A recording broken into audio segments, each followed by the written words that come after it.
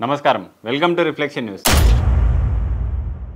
అనగనగా ఒక ఊరు. ఆ ఊరిలోకి వెళ్ళి ఎవరిని పలకరించి పేరు అడిగినా ముస్లిం పేరుతో మొదలుపెట్టి హిందూ ఇంటి పేరుతో ముగిస్తారు. అంటే ఎగ్జాంపుల్గా అజీజ్ అహ్మద్ పాండే, అబ్దుల్లా షేక్ దుబే, ఇలా ప్రతి ఒక్క మహమ్మదీయుడు తన పేరు చివర హిందువులకు సంబంధించిన ఇంటి పేరును ఇంటి పేరుగా పెట్టేసుకున్నాడు. అలాంటి వాళ్ళ ఇండ్లలోకి వెళ్ళిన మీడియా ప్రతినిధులకు నోట మాట రాలేదు, అవాక్కైపోయారు. ఉత్తరప్రదేశ్లోని జునూన్పూర్లోని ఒక కుటుంబంలో ఏంటి, ప్రతి కుటుంబంలో ఇదే తంతు. ఎవ్వరిని అడిగినా అదా ఇస్మే ఆదా ఉస్మే. పైగా ఈ ముస్లింలంతా భారతదేశంలోని భాగం అయిపోయారు. వీళ్ళలో ఎంతో మార్పు వచ్చింది. రాముడిని వీళ్ళు దేవుడిగా అంగీకరించారు, కాషాయాన్ని కండువాగా వేసుకున్నారు, మన గోవుల్ని తినడానికి బదులుగా పూజిస్తున్నారు. పైగా వారిని అడిగితే మేము ఎక్కడి నుంచో ఆఫ్ఘనిస్తాన్ నుంచి, పాకిస్తాన్ నుంచి వచ్చిన వాళ్ళమైతే కాదు, అసలు ఆ మాటకొస్తే మేము ముస్లిమ్సే కాదు, ఇక్కడి వాళ్ళము, ఇక్కడే పుట్టి పెరిగాము, ఇంకా చెప్పాలంటే మా పూర్వీకులు ఎవరో కాదు, బ్రాహ్మణ యాదవ కులాలకు చెందినవారు, మేమెందుకు మా పేర్లను ముస్లిమ్స్గా ఉంచుకోవాలి, అందుకని పూర్తి పేర్లను మార్చే బదులుగా మా పూర్వీకుల నుంచి వచ్చిన ఇంటి పేరును ఇంటి పేరుగా స్వీకరించి ఈ దేశాన్ని, హిందుత్వాన్ని గౌరవిస్తున్నామని. ఇదంతా ఒక 5 నుండి 10 ఏళ్లలో వచ్చిన మార్పు.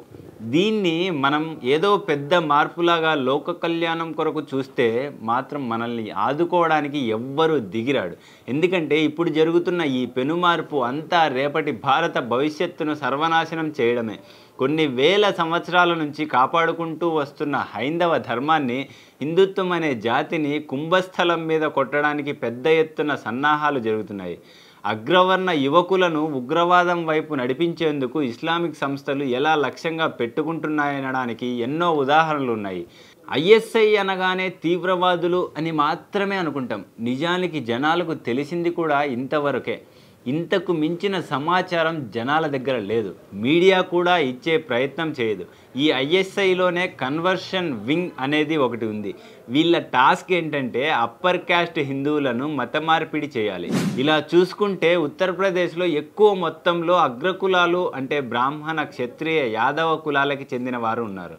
బలమైన అగ్రకులాల ఓట్లన్నీ బీజేపీ వైపు ఉండడమే ప్రధాన కారణం.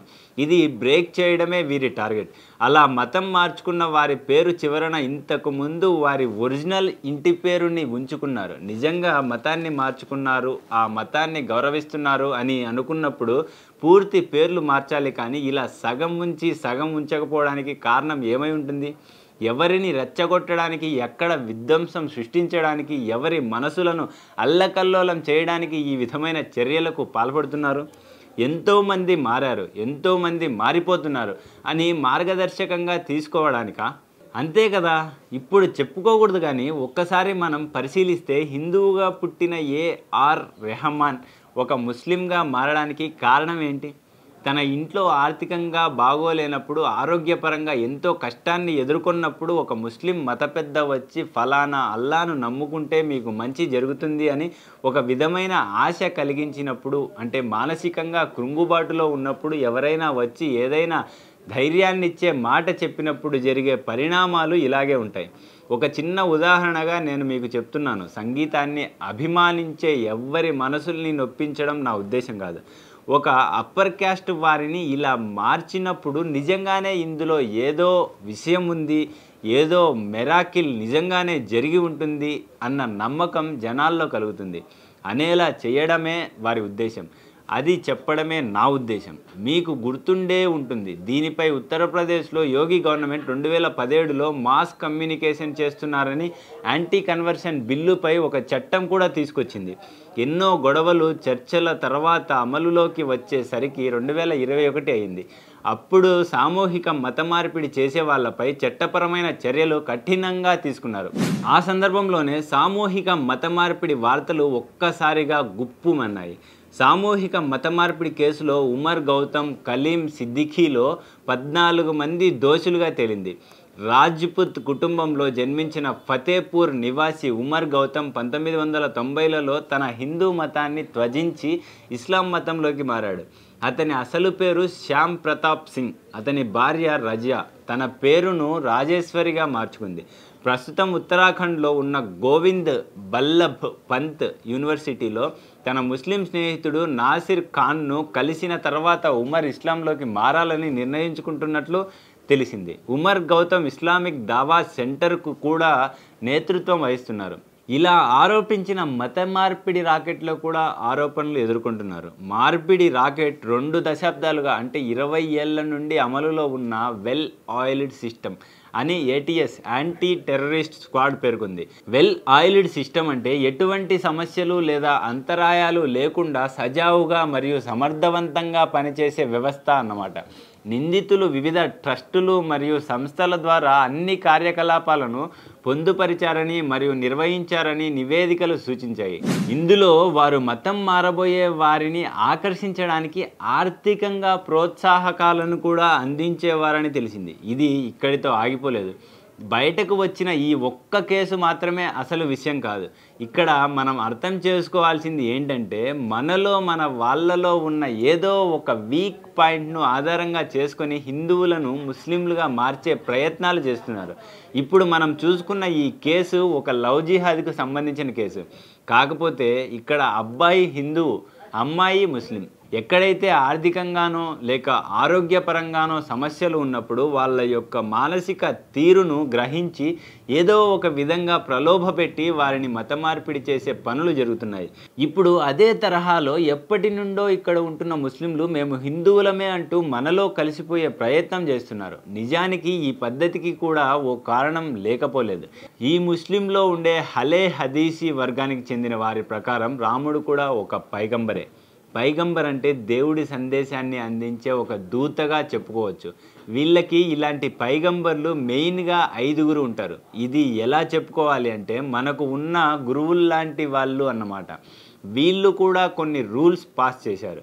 అవి చాలా దారుణంగా ఉంటాయి. అవి కూడా వారి ఆచారాల్లో భాగమైపోయాయి. వీళ్లకు ఆ 5 కాకుండా ఇలా మన దేవుళ్ళు అందరూ కూడా వాళ్ళ పైగంబర్ల కిందికే వస్తారన్నమాట. అంటే అందరూ అల్లా సందేశం అందించడానికి వచ్చారు అనే బ్యాచ్ అన్నమాట. ఇలా రాముడు, కృష్ణుడు కూడా పైగంబర్ల క్రిందనే చూస్తారు. అందుకే వారు అందరూ సమానమే అని మాట్లాడుతూ ఉంటారు. చూస్తున్న మనకు ఏమనిపిస్తుందంటే వీళ్లకు ఏ విధమైన మత పట్టింపులు లేవని, అందరినీ సమానంగా చూస్తున్నారని. అది చూసి మనం పొంగిపోయి హిందూ ముస్లిం బాయి బాయి అంటుంటాం కదా.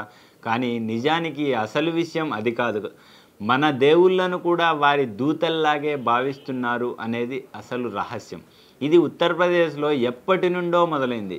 ఎలా మాట్లాడాలో దగ్గర నుండి ఎలా ఏం చేయాలో అనేది మొత్తం ట్రైన్డ్ ప్యాటర్న్ అన్నమాట.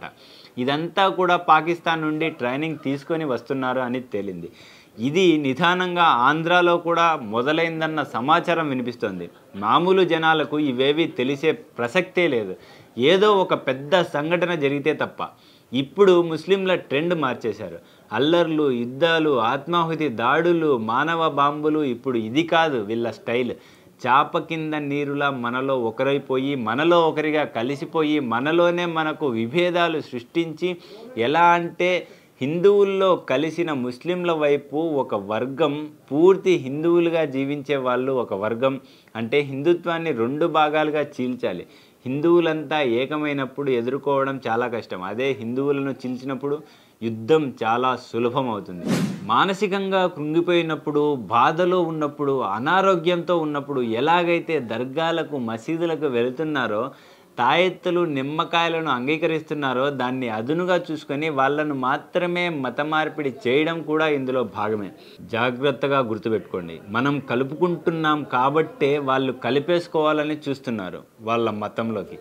ఎక్కడైనా ఒక ముస్లిం హిందూ దేవుళ్ళను పూజిస్తున్నాడు అనగానే అబ్బో అద్భుతం అని సంబరపడిపోయి ఒక గొప్ప వార్తగా, ఒక గొప్ప పరిణామంగా, పెనుమార్పుగా చూడడంలో అర్థం లేదు. ఒకటి జరుగుతుందంటే దాని వెనకాల ఏదో కుట్ర జరగబోతుంది అని అర్థం. హిందువులారా మేల్కోండి, మెలకువగానే ఉండండి, జాగ్రత్తగా ఉండండి. అద్భుతాలు జరిగిపోతాయంటే నమ్మకండి. జై హింద్, జై భారత్.